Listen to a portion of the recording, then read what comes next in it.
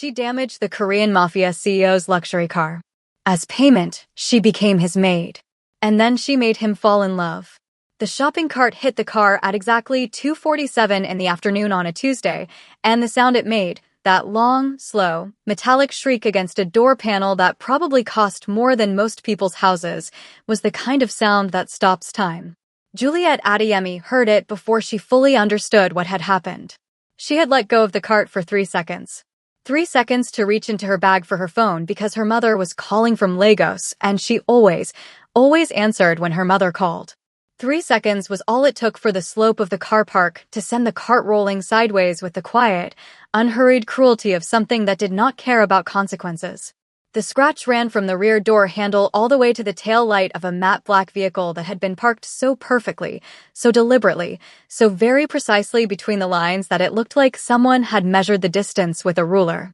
A vehicle she would later find out was a limited edition Bugatti La Voiture Noire, one of only 10 in the world, worth $9 million. $9 million.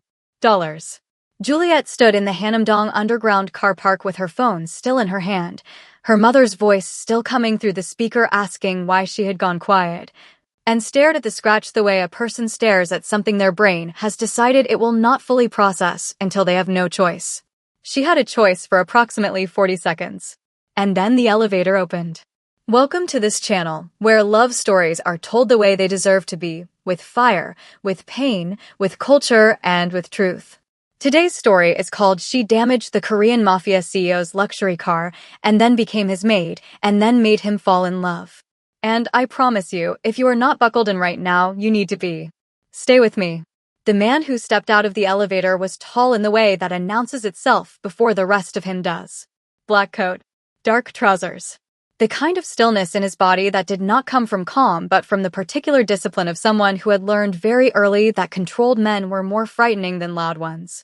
His face was sharp, angular jaw, cold dark eyes that moved across the car park with the automatic precision of a man who spent his life reading rooms for exits and threats, and when those eyes landed on the scratch on his car door, the rest of him went completely, absolutely, dangerously still. Behind him, 2 men in dark suits stopped walking. Juliet's mother was still talking. She ended the call. "That's my car," he said. His Korean was low and even. Not a question. "I know." Juliet's English came out steadier than she felt, which she was grateful for. "It was an accident. The cart slipped. I'm sorry." He looked at her, then at the scratch, then back at her with the expression of a man taking an inventory of something he intended to collect in full. "Do you know what this car costs?" "I'm going to say it's expensive.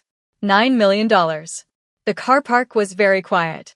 "I will pay for the damage," Juliet said, because what else was there to say? Because her mother had raised her to stand up straight when things went wrong, because running was not an option she was willing to take even though every nerve in her body was considering it. "I don't have $9 million. But I will pay for the damage." Something shifted in his expression. Not warmth. Not softness. Something more like interest, the cold, calculating interest of a man who had just heard something that aligned with a particular kind of thinking. He reached into his coat, produced a card, and held it out between 2 fingers. "My office. Tomorrow morning. 9 o'clock. He looked at the scratch one more time, then at her. "Don't be late." He walked around the car, got in, and drove away. Juliet stood holding his card in the underground car park for a full minute after the sound of the engine had disappeared. The card read, Kang Si1, Chairman, Kong Corporation. She Googled him on the walk home. What she found was the clean, surface version, the legitimate version. Kong Corporation, Seoul's 4th largest conglomerate. Real estate, luxury goods, private security, hospitality. Kang Si1, 36, youngest chairman in the company's history, known for being ruthless in negotiations and impeccable in results. Photos of him at galas, at corporate events, always in the same dark suits, always with the same controlled expression, never with anyone who looked like a friend. What the internet did not tell her, what you only learned if you had been in Seoul long enough to know who spoke in whispers and why, was that Kong Corporation's legitimate surface covered something older and much less visible. That Kang Si1 had inherited not just a company but a network. That his father before him had built something that operated in the spaces between laws. that the men who walked behind him were not just assistants. Juliet did not know any of this when she walked into his office building the next morning at 8:55, wearing her best blazer and carrying every document that proved who she was and what she was worth. She found out later. By then, it was already too late to matter. Kang Si-won's office occupied the entire 54th floor. Floor-to-ceiling windows, the whole of Seoul spread below like something he owned, which, she would later understand, was not entirely inaccurate. His desk was large and bare. He was already seated when she walked in. He did not look up immediately, which she recognized as deliberate and refused to perform anxiety for. When he did look up, he said, "Sit down." She sat, spine straight, hands in her lap. "The repair estimate for the door panel is $480,000, he said. "The paint is custom mixed.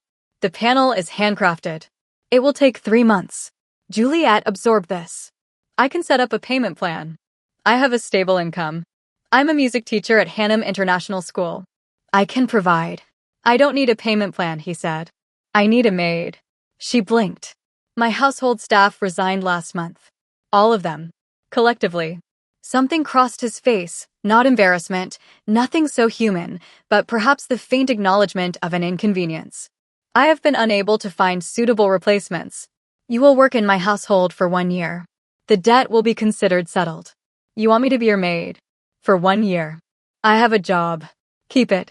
Your responsibilities in my household are mornings, evenings, and weekends. The schedule is manageable." Juliet looked at him for a long moment. "Why would your entire household staff resign at the same time?" The faintest pause. "That's not relevant. It's relevant to whether I'm walking into a situation I need to understand." Something shifted in his eyes, that same cold interest from the car park, recalibrated. "You're in a situation you already can't afford to walk away from. The question of whether you understand it fully is a luxury." He was not wrong. She knew it. He knew she knew it. She signed the contract that afternoon. The household staff had resigned, she discovered on her first morning at the Hanamdong penthouse, because Kang Si-won was exactly as difficult to work for as every single one of his former employees had presumably decided was not worth the salary. He was precise to the point of inflexibility.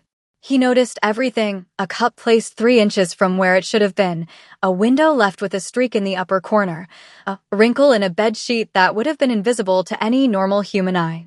He communicated his dissatisfaction not by raising his voice, but by going silent in a particular way, a temperature-drop silence that was somehow worse than shouting. Juliet met every single one of his standards and then exceeded them. Not because she was submissive, but because she was a woman from Lagos who had been raised by a mother who said if something is worth doing, it is worth doing so well that no one can find a single thing to say. She cleaned his kitchen until it reflected light. She organized his schedule with a precision that made his secretary Gia blink twice when she called to confirm appointments. She made his morning coffee black, no sugar, specific temperature, and set it on the desk at exactly the time he appeared in the kitchen every morning, which she had clocked to the minute by the 3rd day. He never said thank you. She did not wait for it. What she did not expect was the piano. It was in a room she had been told was a storage room by the housekeeper's notes left by whoever had lasted longest in this position. The door was unlocked. She opened it on her 4th morning looking for a mop and found instead a Steinway Model D Concert Grand, black, absolutely perfect, sitting in a room that had clearly been designed for nothing else: high ceilings, acoustic paneling on 2 walls, large windows facing the Han River. The piano had a thin layer of dust on the keys, the particular dust of something that had not been played in a long time, but had not been forgotten, because the rest of the room was spotless. She should have closed the door. She had work to do. She sat down instead. Juliet Adeyemi had been playing piano since she was 7 years old, taught first by her grandmother on a battered upright in Ibadan, then self-taught through years of YouTube tutorials and borrowed sheet music and practice on keyboards she could barely afford. She had never touched a Steinway Model D in her life. She touched the first key and felt the difference immediately, the response, the depth, the warmth of a truly extraordinary instrument answering a player who knew how to ask. She played for 40 minutes. She forgot entirely where she was. "What are you doing in this room?" The voice came from the doorway. She spun on the bench. Kong Siwon stood in the door frame in his white shirt and dark trousers, jacket off, tie slightly loosened in the way she had come to understand meant he had been working since before she arrived, which was before 5 a.m. His expression was unreadable, but the quality of his stillness was different from usual. He had been standing there for more than 40 minutes. She understood this and did not know what to do with it. The door was unlocked, she said. I'm sorry. I'll finish the hallway. She stood to leave. Sit down, he said. She sat. Play something else, he said. She looked at him. He looked back at her with that controlled, unreadable expression, and she thought, for the first time, that somewhere underneath the ice was a person who had been very still for a very long time and had just heard something move. She played. He listened from the doorway. He never came into the room. When she finished, he was gone, and she sat alone in the quiet of the piano room for a moment before she remembered she still had a hallway to clean. That was the beginning of the first crack. If you are watching this and you haven't subscribed to this channel yet, please do that right now. Hit that subscribe button and turn on your notifications because this story is about to escalate in ways you are not prepared for. Now, back to Juliet.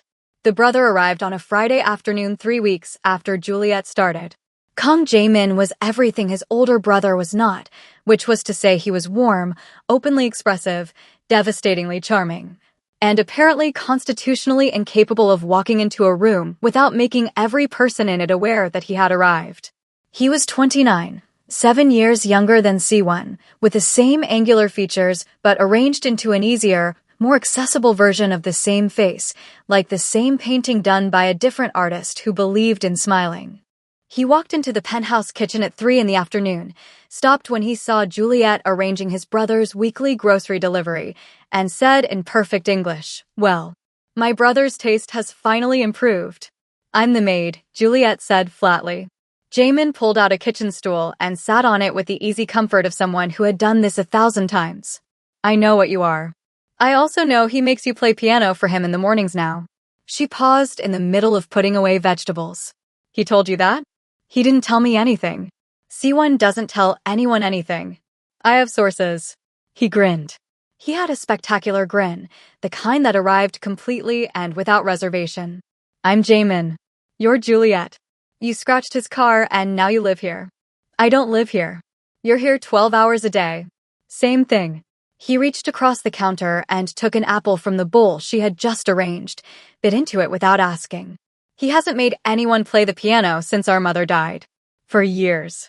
That piano has been locked in that room, and I was not allowed to so much as mention it." Juliet stood very still with a bag of onions in her hand. "The room was unlocked," she said carefully. Jaemin looked at her with something that was no longer entirely casual. "No," he said. "It wasn't. He unlocked it." The silence in the kitchen was different after that. Here was the thing about Kang Jae-min that Juliet understood within the first 2 weeks of knowing him. He was not playing. The charm was real, the warmth was real, the grin was real. But underneath all of it was a man who had watched his older brother go cold and quiet and completely closed after their mother's death and had spent 4 years trying every possible entry point and finding them all locked. And then Juliet had been pushed in by a shopping cart and bad timing, and something had unlocked that hadn't unlocked in 4 years, and Jaemin was paying very close attention to all of it. The problem was that Jaemin was also paying close attention to Juliet herself. And what started as protective interest began, by the end of the first month, to look like something else entirely. He started showing up at the penthouse more. Bringing her lunch from the Nigerian restaurant in Itaewon he had researched specifically because she mentioned missing egusi soup once in passing. Staying in the kitchen to talk while she worked, and she was aware this was technically her workplace, and he was technically her employer's family, and she should have been more professional about it. But Jaemin had a way of talking that made professional distance feel like an active effort rather than a default state, and Juliet was already exhausted from keeping her defenses up around Siwon. Siwon noticed. She knew he noticed because the temperature in the penthouse dropped approximately 3 degrees every time Jaemin was there when he came home, and because he started finding reasons to be in whatever room she was in when his brother was also there. And because one evening he dismissed Jaemin from a conversation with a single look that Jaemin received and ignored completely. "Your brother is looking at you like he wants to fire you. Jaemin told her one evening in the kitchen. He can't fire me, she said. We have a contract. Jaemin's smile did something complicated. Right, he said. The contract. What nobody had told Juliet, what she had to piece together from overheard conversations and things that Gia let slip, and the particular way certain visitors were handled when they came to the penthouse, was the fuller picture of what Kang Siwon was. The company was real. The business was real. But the network underneath it, the favors, the territories, the men who appeared and disappeared, the calls that happened at 2 a.m. and were never discussed, that was the older inheritance. The one he had not chosen but had accepted because the alternative was allowing it to exist without someone to control it, and Kang Siwon had decided at 22 years old that a controlled darkness was safer than an uncontrolled one. It was Gia who told her. Not all of it. Enough. You should be careful, Gia said one afternoon when they were alone in the kitchen. Gia was Korean, precise, intensely loyal to Siwon in the particular way of someone who had seen enough to choose loyalty consciously rather than by default. Not because he would hurt you. He wouldn't. But because the people who want to hurt him will look for the things that matter to him. I'm his maid, Juliet said. Gia looked at her with the specific expression of a woman who had heard this exact sentence before and found it exactly as unconvincing the second time. Yes, she said. Of course. Then came Yoon Seo-yeon. If Shin Dae-ho from Juliet's previous acquaintance in Seoul had been unpleasant, Yoon Seo-yeon was unpleasant refined to an art form. She was 28, the daughter of a Gangnam family with deep social connections and deeper ambitions. A classically trained pianist who had studied at the Paris Conservatoire and returned to Seoul trailing reputation and the specific brand of confidence that came from years of being the most accomplished person in every room she entered. She was beautiful, angular and precise, dark hair always immaculately arranged, clothing that looked effortless in the way that only extraordinary expense achieves. She had been, as Juliet gathered from the social geography of the Kang household, pursuing Kang Siwon for approximately 2 years. Not loudly. Not obviously. In the careful, patient way of someone who understood that a man like Siwon did not respond to pursuit and so had arranged herself instead to be repeatedly and naturally present in his orbit. Seo-yeon arrived at the penthouse for a dinner that Juliet was serving on a Saturday evening, saw Juliet, and smiled the kind of smile that had nothing to do with being pleased. Oh, she said, in Korean to Siwon. This is the one who scratched your car. Juliet, Siwon said. Miss Yoon's glass needs refreshing. Juliet refreshed the glass. She felt Seo-yeon's eyes on her the entire time. After dinner, in the kitchen, Seo-yeon appeared in the doorway. She had a particular way of standing in doorways framed, composed, as if she was always slightly aware of how she looked, and she looked at Juliet with the frank assessment of a woman taking a measurement. You play piano, she said. A little, Juliet said. Siwon let you play his mother's piano. Juliet continued washing the crystal glasses. I happened upon the room. He hasn't let anyone near that room in 4 years. Seo-yeon's voice was pleasant. Careful. Not even me. I studied at the Paris Conservatoire. I have performed at Carnegie Hall. He has never once asked me to play that piano. She paused. I find that interesting, don't you? Juliet set down the glass. Turned to face her. What are you trying to tell me, Miss Yoon? Something shifted in Seo-yeon's expression, a flicker of genuine surprise at being met so directly. Then the pleasantness returned, harder underneath. I'm telling you to understand your position here. You scratched a car. You're working off a debt. This household and everything in it, including the piano room, is not yours. Don't get confused about that. I'm not confused about anything, Juliet said calmly. Is there something else you need? Seo-yeon looked at her for one long moment, then turned and left.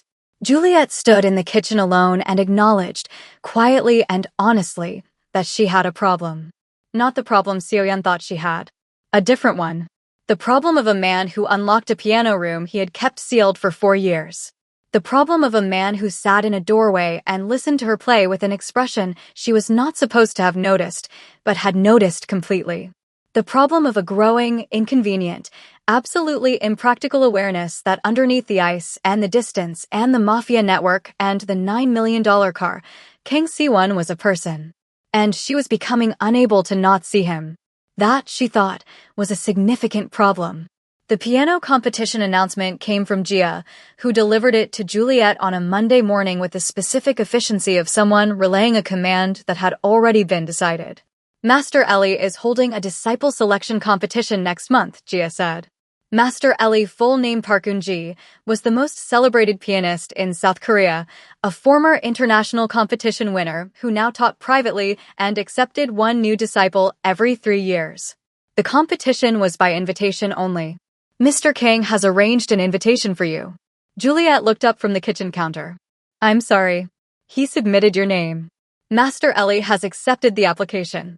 Gia placed a folder on the counter. The competition is in 4 weeks. The details are in here. He submitted my name for a piano competition. Yes, without asking me. Gia's expression remained perfectly neutral. Mr. Kang generally does not ask. He arranges. She paused at the kitchen door. I would recommend accepting. Master Ellie does not extend invitations for rearrangement. Juliet stood with the folder in her hands and felt something she had been trying not to feel for 3 weeks arrange itself into undeniable shape. She found him in his study that evening, which she was technically not supposed to enter without being summoned. She knocked once and opened the door. He looked up. You submitted my name to Master Ellie's competition, she said. Yes, without asking me. You would have said no. You don't know that. You would have said it was inappropriate given your position here. His voice was even. Matter of fact. You're wrong about that. Your position here is what I say it is. My position here is Maid, she said. That's what the contract says. Something shifted in his eyes. That same complex, unreadable shift she had been cataloging for weeks without fully understanding what it was building toward. The contract says you work off a debt. It doesn't say anything about what else you are. The study was quiet. The Seoul skyline was visible through the window behind him, all light and movement, and the enormous indifference of a city that didn't care what was happening in this room. Why? She asked. The word came out stripped of everything except the honest question. He looked at her for a long moment. You play like someone who has something to say. Not everyone with technique has something to say. Most people with your level of training have technique and nothing else. He looked back at his desk. Master Ellie will hear it. Enter the competition. Juliet left the study. She stood in the hallway for a full minute. Then she opened the folder and started reading. Drop a comment right now and let me know, are you Team Siwon or Team Jaemin? Because trust me, it is about to get very complicated. And please like this video if you are still here. It genuinely helps this channel. Now, the competition. Yoon Seo-yeon was also in the competition. Juliet found this out the morning of the first preliminary round from Jaemin, who appeared at the competition venue lobby with coffee and the expression of someone delivering both good and bad news. She's been trying to get Master Ellie's attention for 2 years, he said, handing Juliet the coffee. This is her 3rd application. She got in this time because of who her family is. He paused. She also knows you're here because my brother arranged it. She's not going to be gentle. I'm not here to be handled gently, Juliet said. Jaemin looked at her with that warm, complicated gaze he had been giving her increasingly often over the past weeks. He reached out and adjusted the shoulder of her blazer, a small, entirely unnecessary gesture that was also an excuse to touch her, and said quietly, You're the best player in this building. I've heard you. Play like you know that. From across the lobby, Siwon was watching. He was supposed to be in a meeting. He was not in a meeting.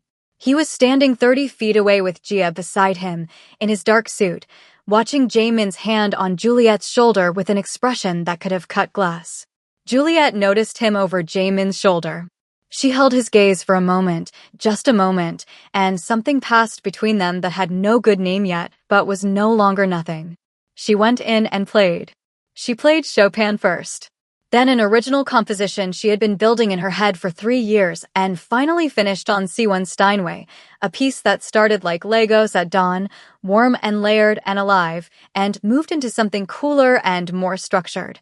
2 musical worlds reaching toward each other in the middle and finding something neither had expected. Master Ellie, a small, silver-haired woman with eyes like precision instruments, sat completely still through the entire performance and then was quiet for a long moment after. What is the name of the second piece? She asked. Juliet thought of the piano room. The unlocked door. The man who listened without coming in. Threshold, she said. Master Ellie looked at her for a long moment. Come back for the final round. In the corridor outside, Seo Yun was waiting.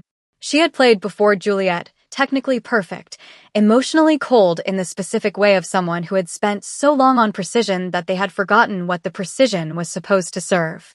She heard the result from the assistant before Juliet was fully out of the performance hall, and the pleasantness she had been performing dropped completely. You think because you have his protection you can walk in here and... I think I played well, Juliet said. That's all. He's using you, Seo Yun said. The words came fast and sharp, and they landed the way they were designed to. You're a novelty. An interesting project. He likes that you're different, that you play music, that you don't look at him the way everyone else does. But when the contract ends and the novelty wears off, you'll be a music teacher again, and I'll still be here. I've been here. I'll always be here. Juliet looked at her without expression. Then you don't have anything to worry about. She walked away. Her hands were shaking very slightly. She put them in her pockets so no one could see. Siwon was waiting by the car. He had not left. He had waited in the lobby through 2 other performers' sets, and he was standing by the car when she came out, and when she saw him, the controlled face, the dark suit, the sole afternoon light making everything look sharper than it was. Something in her chest did something she was not prepared for. Master Ellie invited me to the final round, she said. I know, he said. Jia told me. You were inside? For some of it. She looked at him. Did you hear the second piece? A pause. Something moved across his face, just briefly, just slightly, the way light moves across water. Yes, that's your mother's piano in that room, she said. Not accusing. Just saying. Yes, you unlocked the door. He said nothing, which was also an answer. She got in the car. He got in beside her. They drove back to Hanamdong in a silence that was not empty at all. That night, very late, she heard him in the piano room. She had been awake. She had been lying awake in the maid's quarters, trying to have a rational conversation with herself about things that were not rational, and she heard the piano. One piece. She recognized it from the recordings she had looked up, Sati, Gymnopedie number 1, slow and searching and full of something that had nowhere to go. She did not get up. She lay in the dark and listened until it stopped, and then there was silence, and she pressed her hand against her chest where her heart was doing something she was going to have to stop ignoring. This story is not slowing down. Make sure you are subscribed so you never miss what comes next on this channel. Like this video right now if you are feeling this story, because there is a lot more coming. The business conflict arrived in the 4th week of Juliet's 2nd month, like everything dangerous in Siwon's world arrived, suddenly, completely, without the courtesy of warning. Juliet was in the living room recataloguing Siwon's book collection. He had a system. She had learned it. She was maintaining it, when she heard voices from his study that were too loud to ignore even through a closed door. She recognized Siwon's voice, controlled as always, but carrying a temperature that meant something was wrong. The second voice was unfamiliar, older, male, contemptuous in a specific way. She found out from Jia the next morning. Cho Industries had been attempting to acquire one of Kong Corporation's subsidiary holdings, a hospitality chain that controlled access to 3 major Seoul development zones. The Cho family patriarch, Cho Byung-jun, was a 72-year-old man with deep government connections and the specific boldness of someone who had operated for 50 years without being checked. He had made an offer. Siwon had declined. Cho Byung-jun had then gone to the board members of the subsidiary directly, attempting to orchestrate a forced sale by accumulating enough board votes to remove Kong Corporation's controlling interest. How serious is it? Juliet asked. Jia looked at her with the expression of someone deciding how much to say. Serious enough that he hasn't slept in 3 days. She found him in the kitchen at 4 in the morning on the 4th day, which was unusual because Siwon's discipline was architectural. He maintained his routines even under pressure, and 4 a.m. kitchen appearances were not part of them. He was standing at the counter in a white shirt with the sleeves rolled up, staring at a glass of water like it had said something to him. He looked up when she came in. She was in her sleep clothes. She had taken to staying at the penthouse several nights a week when things ran late, the maid's quarters becoming increasingly normal as a place to sleep. She had not considered how she looked until she saw him look at her. Go back to sleep, he said. I heard you come in, she said. It was 3-something in the morning. He had been in meetings since the previous afternoon. She went to the coffee machine. made 2 cups the right way, his way, and put one in front of him on the counter. She stood on the other side of the island and drank hers and did not demand conversation. After a long moment, he said, Cho Byung-jun is trying to take something that keeps 300 people employed. Not because he needs it. Because he can. Can he? Juliet asked. He thinks so. Do you think so? He looked at her. No. Then you already know what you're going to do. The execution is complicated. Most things worth doing are. He was quiet for a moment. Then, very quietly, in a different register than anything she had heard from him before, do you know how long it's been since someone sat in this kitchen at 4 in the morning and just was here? She held his gaze. How long? For years, he said. His voice was steady. His eyes were not entirely steady. For years. Since his mother. Juliet set down her coffee cup. The kitchen was very still. The city outside was dark and indifferent and alive. I'm here, she said. Simply. Without performance. Just the fact of it. He looked at her for a long, complex, weighted moment. Then he picked up his coffee. Go back to sleep, Juliet. She went. But at the doorway she stopped and turned back. Siwon. He looked up. You're going to win, she said. You know you are. Stop standing in the kitchen at 4 in the morning pretending otherwise. Something happened on his face that she would spend a long time thinking about afterward. Not quite a smile, nothing so straightforward. Something that lived in the neighborhood of a smile and had not found its way to the surface in a very long time. Go to sleep, he said again.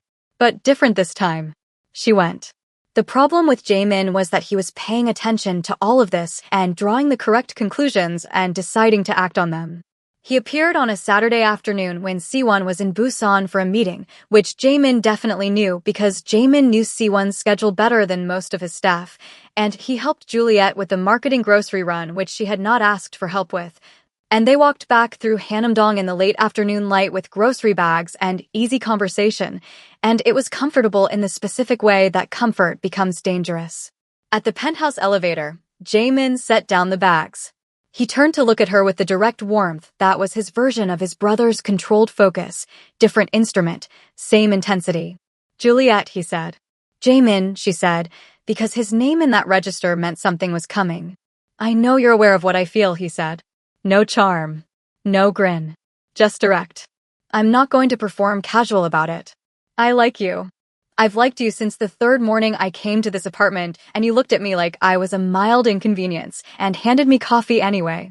He paused. I want to take you to dinner. Not here. Not because of him.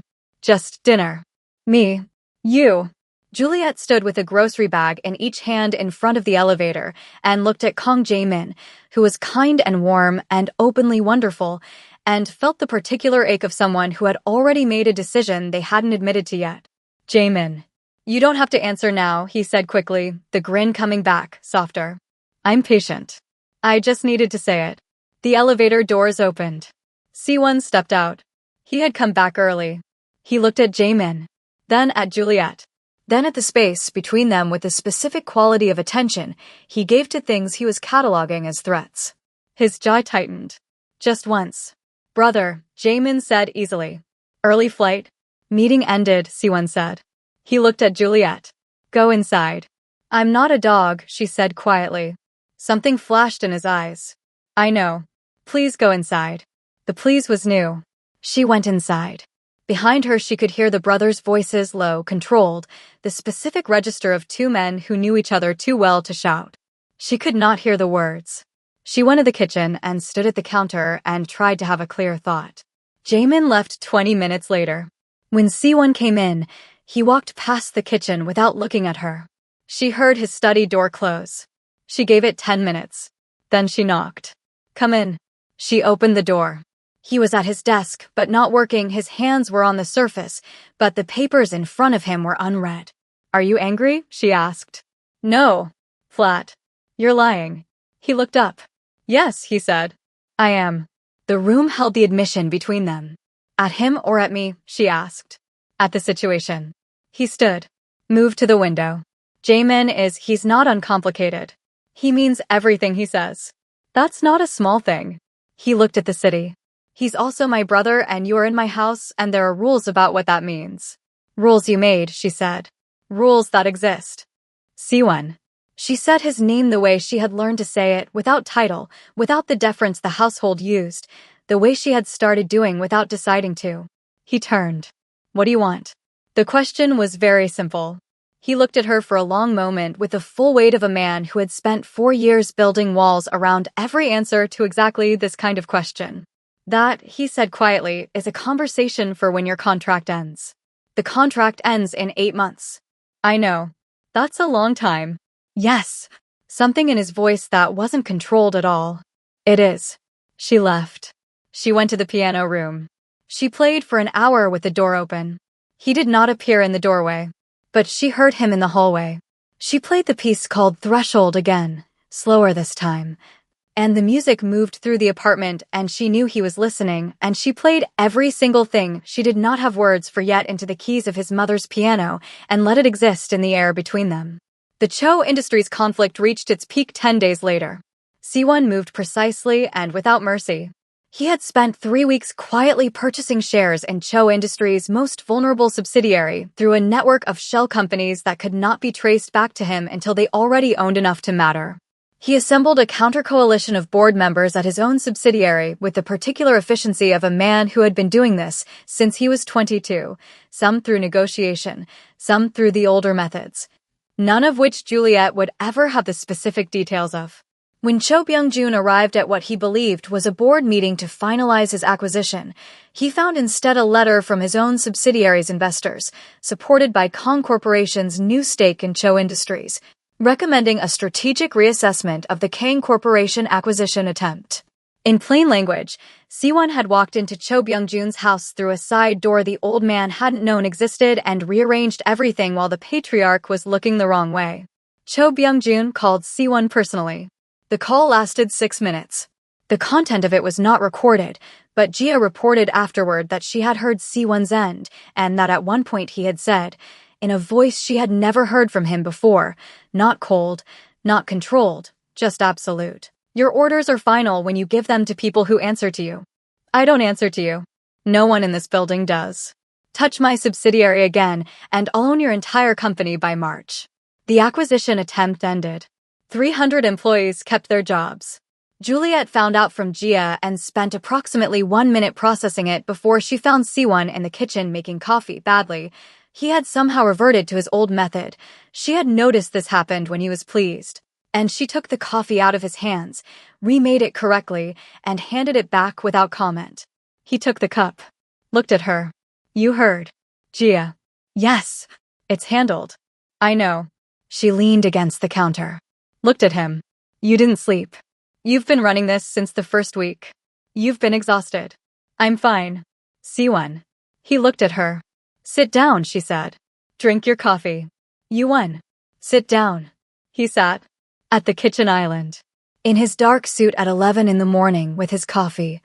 And she sat across from him, and they drank their coffee and did not perform anything for each other, and the kitchen was warm, and the city was outside, and the contract was a fact she was increasingly aware of as a wall she was building toward. And then Seo-yeon went nuclear. The photos appeared on 3 Seoul social media platforms simultaneously on a Wednesday morning. Juliet, photographed at multiple locations around the city, at a convenience store near the penthouse, at the competition venue, at a restaurant where she had eaten with Jaemin. But the photos were framed and captioned in a specific way that told a story of a woman using the Kang family for social advancement, a foreign maid angling for a position she had not earned, exploiting a grief-softened CEO who didn't know he was being manipulated. One of the photos was of her and Jaemin outside the restaurant, clearly a paparazzi shot from a distance. The caption read, "The Kang CEO's maid and his brother. How many Kang men is she working through?" By noon it had 30,000 engagements. Juliet found out when Gina, a colleague from Hannam International School, sent her a screenshot with 3 question marks. She sat in the staff room during her prep period and read the posts 3 times, the careful, specific architecture of the damage clear to her. This was not impulsive. This was constructed. This was someone who had access to information about her movements and had been collecting it. She knew who it was. She had no proof. Siwon called at 12:15.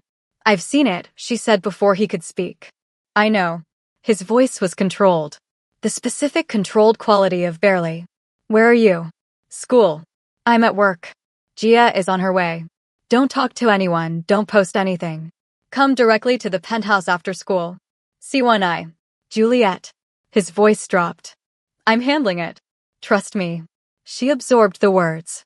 The specific weight of them from a man who did not ask for trust and did not offer it lightly. Okay, she said. She hung up. She sat in the staff room for 1 minute. Then she stood up, straightened her blazer, and went to teach her 3 o'clock class, because whatever Kang Siwon was handling, her students still had a lesson. He had 3 investigators on the origin of the posts by the time she arrived at the penthouse. Gia met her at the elevator and briefed her in the lift. The posts had been filed from multiple devices, but the metadata from 2 of the photos showed they had been taken from a specific camera model that Seo Yun's social media profile had featured prominently 3 months ago. It was not proof. It was close. I can say it was her, Juliet said when she walked into Siwon's study and found him at his desk in the controlled fury of a man who had made a decision and was executing it. He looked up. At the final competition round, she said. She confronted me afterward. She told me I was a novelty, that you were using me, that when the contract ended I'd be nothing and she'd still be here. It wasn't she said it like someone who had already decided on a plan. Like she was explaining something she intended to make true. She paused. I didn't tell you because I didn't think it would come to this. Siwon's expression went very still. The particular stillness that, she now understood, preceded decisive action. You should have told me, he said quietly.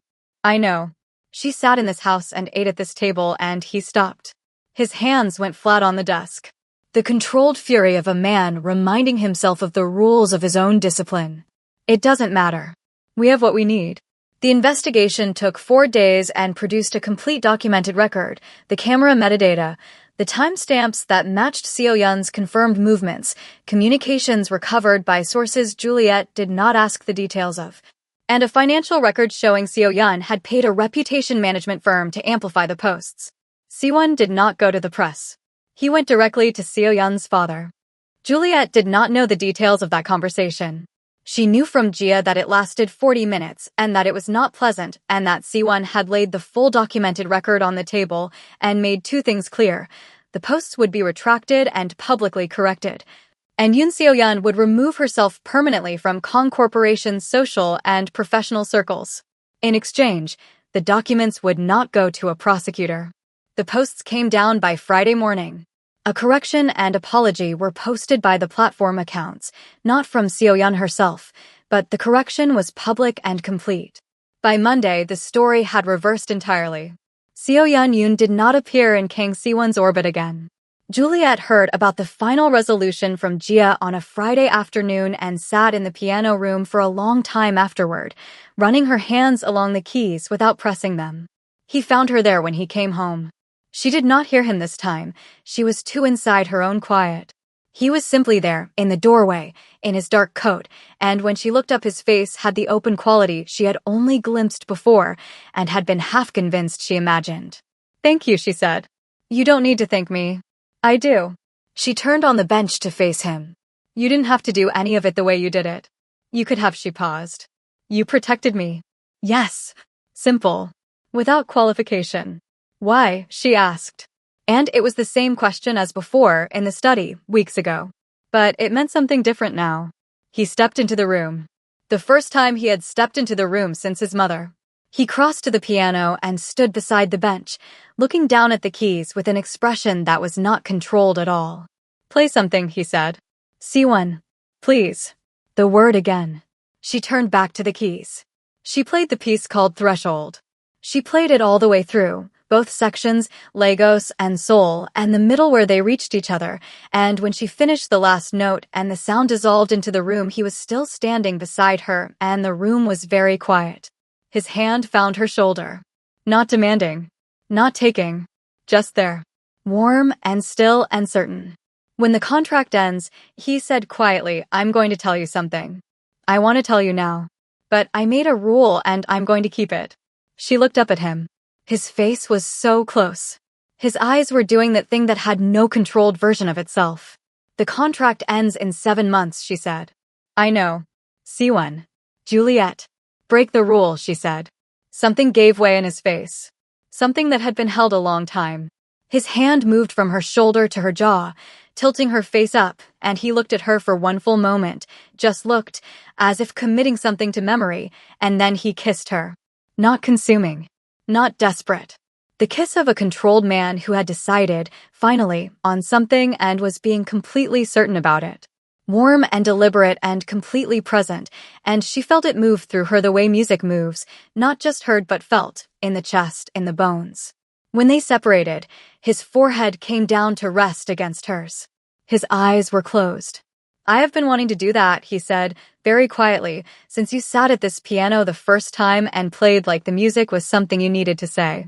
She laughed. Soft and real and completely without reservation. He felt it against his lips and something in his face that had been guarded for 4 years opened like a window. You unlocked the door, she said. Yes.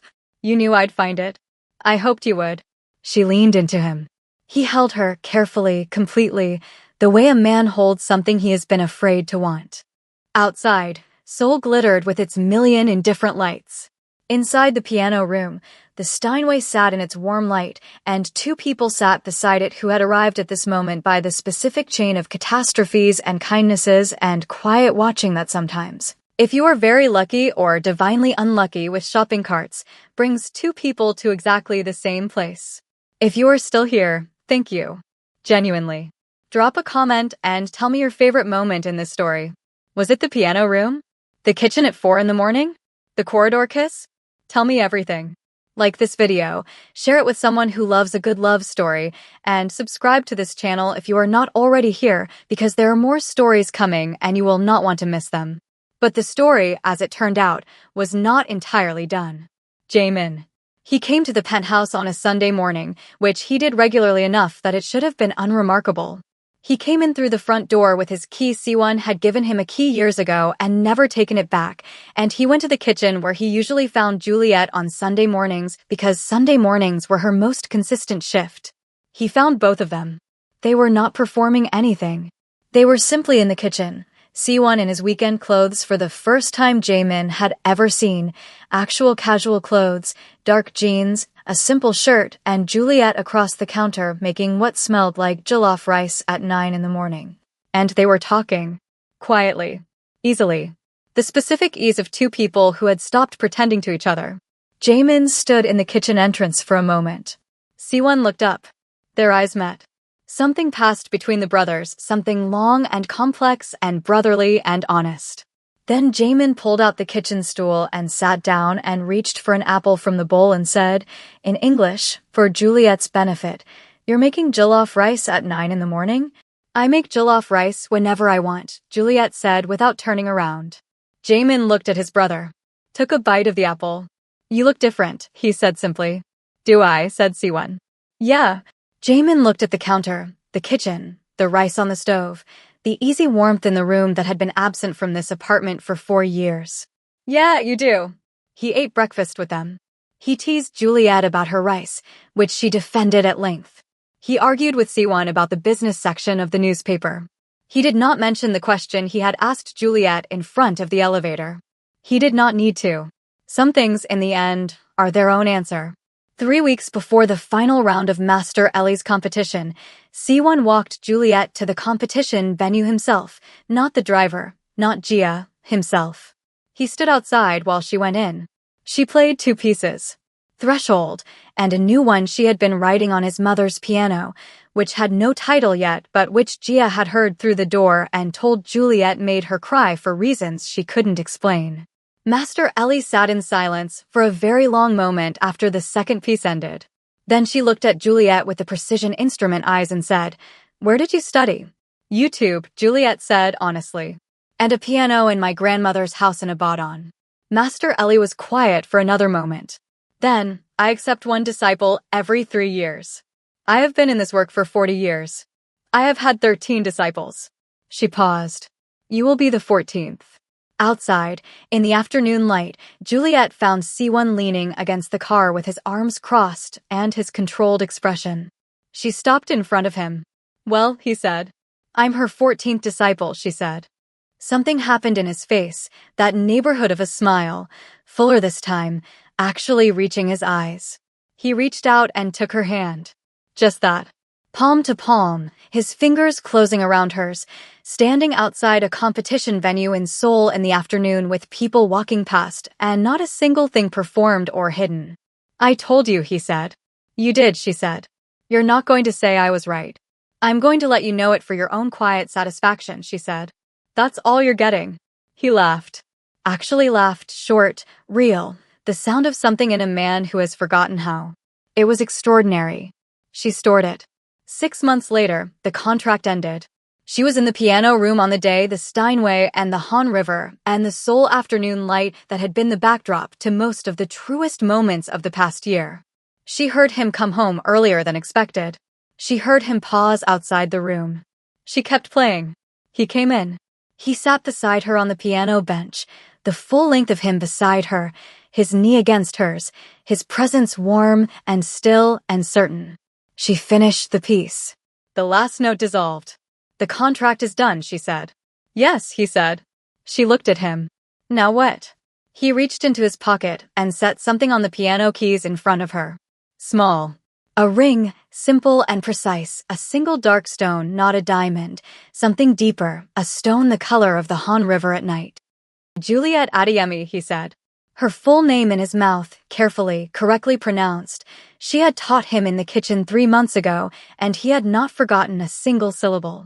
"You scratched my car, and you moved into my house, and you unlocked a room I had sealed, and you played music that I didn't know I was waiting to hear.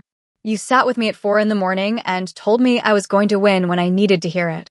You made my brother laugh again. You made this apartment—" He paused. "You made it have a sound again." Her eyes were bright. She was not going to cry in front of Kong Siwon. She absolutely was going to cry in front of Kong Siwon. "I'm still technically owed 4 months of maid service," she managed. "I'll take a lifetime of jollof rice instead," he said. She laughed. The tears came anyway, the good kind, the relief kind, the kind that comes when something you have been careful about for a long time finally becomes something you are allowed to have. "Yes," she said. He put the ring on her finger. Then he kissed her again, not the careful first kiss of a man who had just broken a rule, but the kiss of a man who had decided and was completely certain and had nowhere else to be. Outside, Seoul glittered. In the piano room, the Steinway sat in its warm light, and the Han River moved through the city the way it always had. And Juliet Adeyemi, who had come to the city with a cart and a catastrophe and no idea at all that a $9 million scratch was the best thing that had ever happened to her, Juliet leaned into Kang Siwon and stayed. She was never the maid again. She was something better. She was the woman who had walked into the ice and made the whole thing warm. And if you need proof that fate has a sense of humor, the shopping cart was still in the Hanamdong car park when they went back to that supermarket for the first time together, 8 months after it all began. She pointed at it. He looked at it for a long moment. "Should we thank it?" she said. He took her hand. "We should leave before I have it destroyed," he said. She laughed all the way to the car. Thank you so much for watching this story all the way to the end. You are exactly who this channel is made for. If you loved this story, and I think you did, please like this video right now, subscribe if you are not already here, and drop a comment telling me your absolute favorite moment. Was it the piano room? 4 in the morning? The ring on the keys? Tell me. Share this with someone who deserves a good love story today. I will see you in the next one. Don't go far.